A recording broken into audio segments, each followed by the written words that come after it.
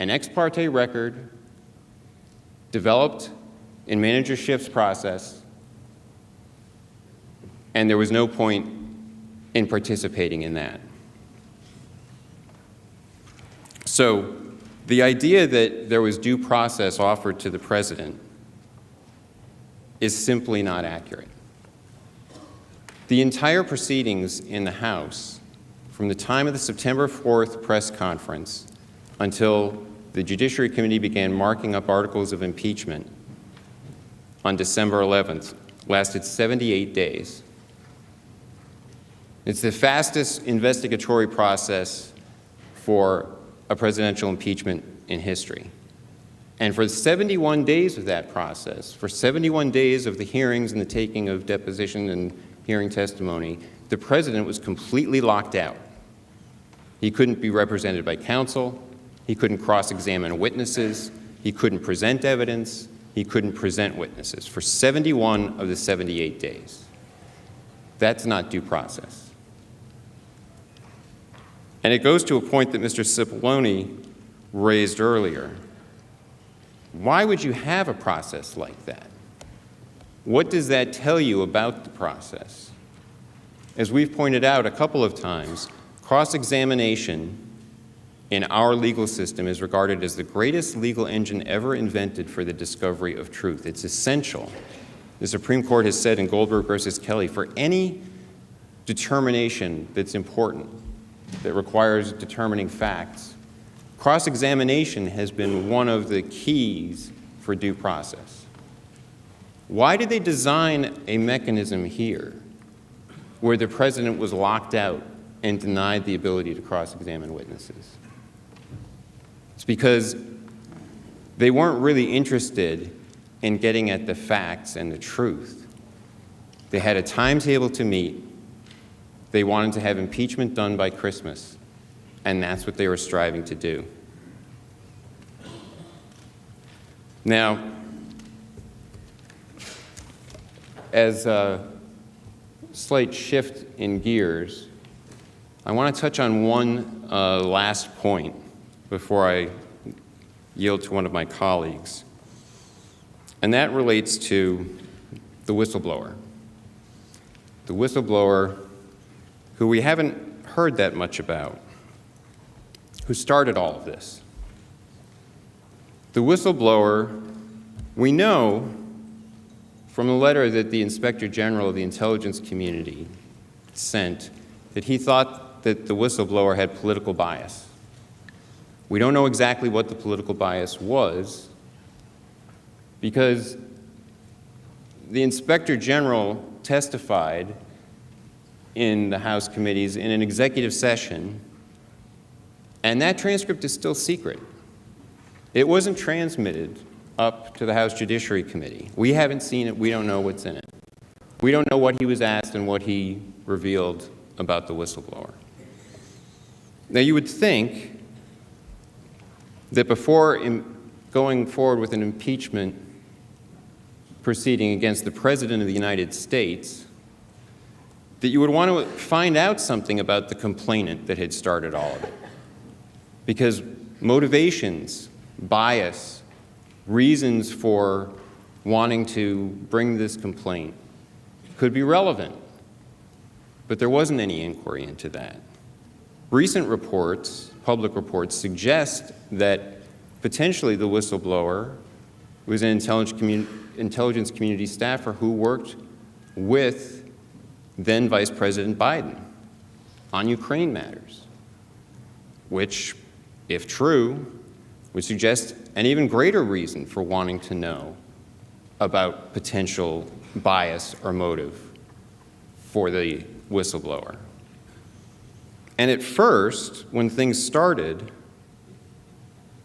it seemed like everyone agreed that we should hear from the whistleblower, including Manager Schiff.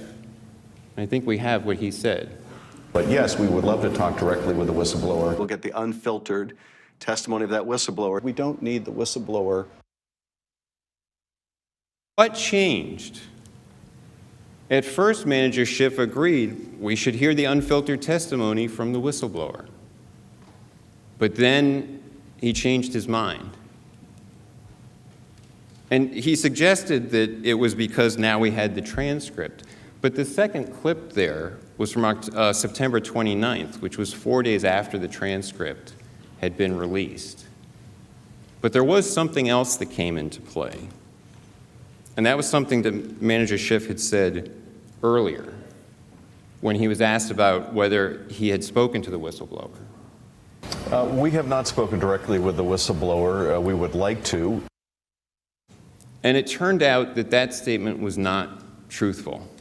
Around October 2nd or 3rd, it was exposed that Manager Schiff's staff, at least, had spoken with the whistleblower before the whistleblower filed the complaint and potentially had given some guidance, some sort, to the whistleblower. And after that point, it became critical to shut down any inquiry into the whistleblower.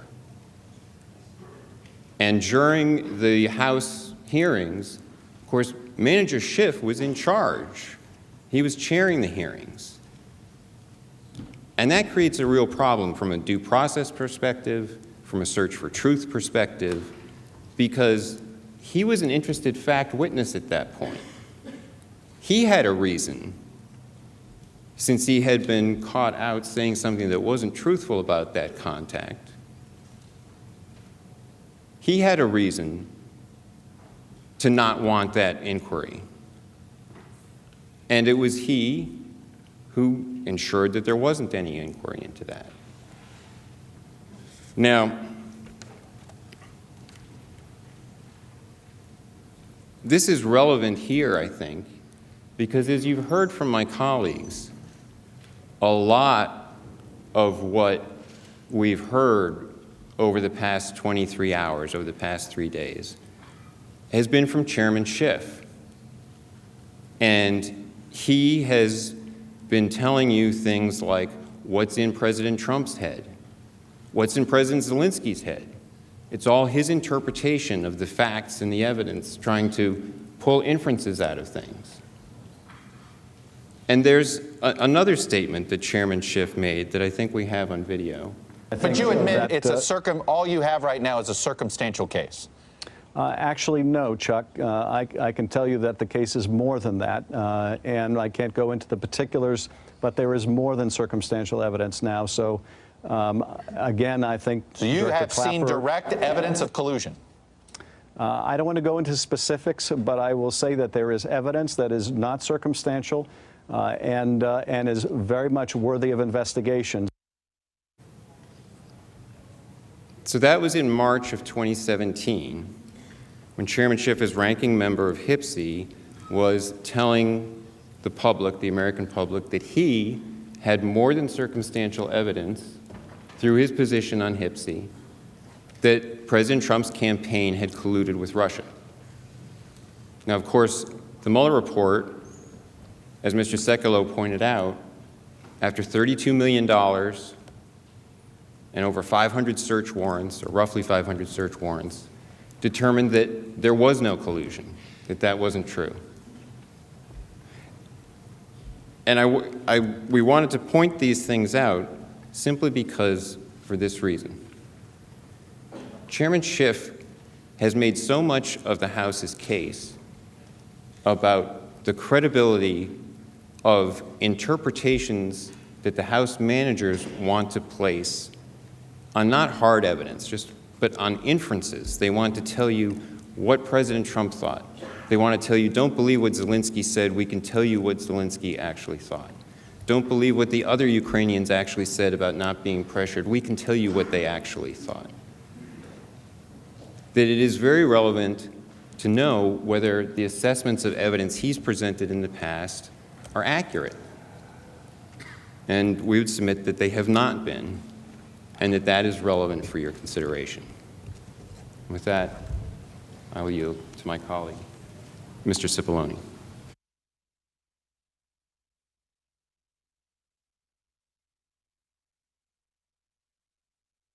Mr. Chief Justice, members of the Senate, I have good news.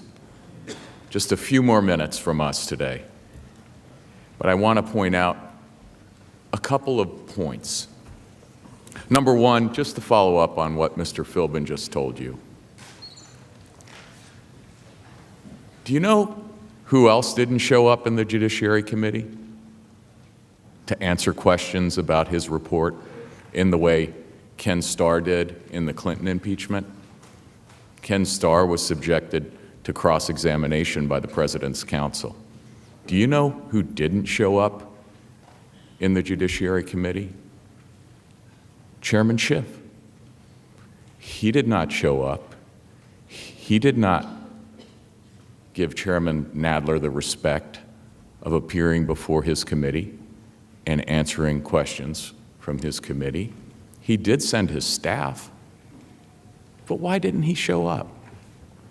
Another good question you should think about.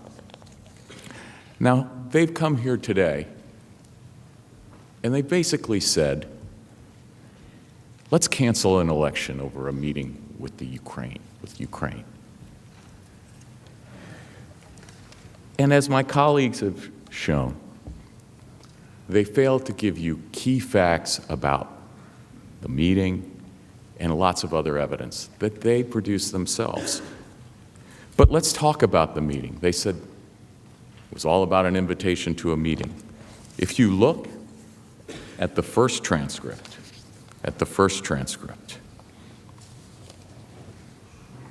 the President said to President Zelensky, when you're settled in and ready, I'd like to invite you to the White House. We'll have a lot of things to talk about, but we're with you all the way. And President Zelensky said, well, thank you for the invitation. We accept the invitation and look forward to the visit. Thank you again. Then, President Zelensky got a letter on May 29th,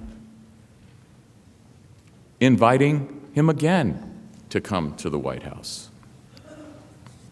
And then, going back to the transcript of the July 25th call, again a part of the call that they didn't talk to you about, President Trump said, whenever you would like to come to the White House, feel free to call. Give us a date, and we'll work that out. I look forward to seeing you. President Zelensky replied, thank you very much. I would be very happy to come and would be happy to meet with you personally and get to know you better. I'm looking forward to our meeting, and I also would like to invite you to visit Ukraine and come to the city of Kyiv, which is a beautiful city. We have a beautiful country which would welcome you. Then he said, on the other hand, I believe on September 1, we will be in Poland. And we can meet in Poland, hopefully. Now, they didn't read you that part of the transcript, and they didn't tell you what happened. A meeting in Poland was scheduled. President Trump was scheduled to go to Poland. He was scheduled to meet with President Zelensky. What happened? President Trump couldn't go to Poland. Why? Because there was a hurricane in the United States, and he thought it would be better for him to stay here to help deal with the hurricane. So the vice president went. Why didn't they tell you that? Why didn't they tell you that President Zelensky suggested, hey, how about we meet in Poland? Why didn't you tell them that that meeting was scheduled and had to be canceled for a hurricane? Why? So that was our first question that we asked you. You heard a lot of facts that they didn't tell you. Facts that are critical. Facts that they know completely collapse their case on the facts. Now, you heard a lot from them. You're not going to hear facts from the president's lawyers. They're not going to talk to you about the facts. That's all we've done today. And ask yourself, given the facts you heard today that they didn't tell you, who doesn't want to talk about the facts? Who doesn't want to talk about the facts? The American people paid a lot of money for those facts. They paid a lot of money for this investigation. And they didn't bother to tell you. Ask yourself why. If they don't want to be fair to the president, at least out of respect for all of you, they should be fair to you. They should tell you these things. And when they don't tell you these things, it means something. So think about that. Impeachment shouldn't be a shell game. They should give you the facts. That's all we have for today. We ask you, out of respect, to think about whether what you've heard would really suggest to anybody anything other that would be completely irresponsible abuse of power to do what they're asking you to do. To stop an election, to interfere in an election, and to remove the President of the United States from the ballot? Let the people decide for themselves. That's what the founders wanted. That's what we should all want. And with that, I thank you for your attention, and I look forward to seeing you on Monday. The majority leader is recognized. Mr. Chief Justice, I ask unanimous consent the trial adjourn until 1 p.m. Monday, January 27th, and that this order also constitute the adjournment of the Senate. Without objection, so ordered. The Senate is adjourned.